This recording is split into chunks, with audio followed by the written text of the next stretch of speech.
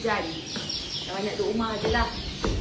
Tapi saya ada buat rumah kabin. Ya Allah, tak bergelap lagi. Nanti kena lap foto. Sebab putih kan. Saya pilih warna putih. Saya beli dekat Azila Cabin Gombak. Okey. So ni bilik anak kita.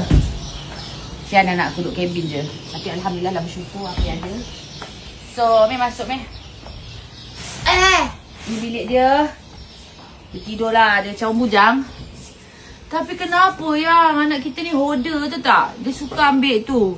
Lepas tu mak mentua saya yang lama nak buang pun dia letak deodorant dia. Macam tu. So dia ada macam ni. Atas macam ni.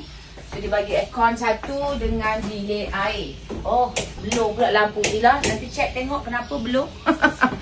Okay. Lepas tu kita ada buat balcony satu. So di sini view rumah dan juga bukit lah. View tu bukan, Azila tak jual. Yang dia jual cabin ni. Dia ada macam-macam cara lah. Macam-macam. Orang kan masuk pula beruk rumah ni. Dia ada banyak cabin.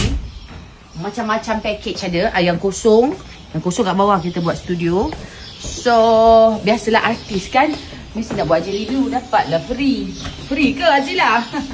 So, dia cucu kita. Dah monsun, dia tak duduk Tioman. Dia duduk rumah kita. So, ni rumah dia. Dia lain pula. So, dia punya shape macam ni kat atas. Atas. Okay. Lepas tu dia punya ni ada panel. So ada panel macam ni. So macam tu je lah. And then pusing sini sayang. Siapa nak sponsor curtain? Artis kan? Kata influencer. Pergi makan nak minta free. So I nak minta free curtain. Ada yang nak sponsor tak? Curtain sliding door 2. Tak ada yang bayar lah. Tak tahu. Penat lah. Okay. Kalau nak pergi ke cabin Azila di Gombak.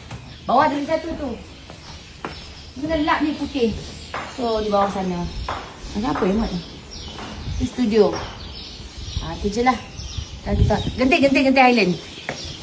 Oh, tertutup. Azila Gombak Cabin. Cabin Gombak Azila.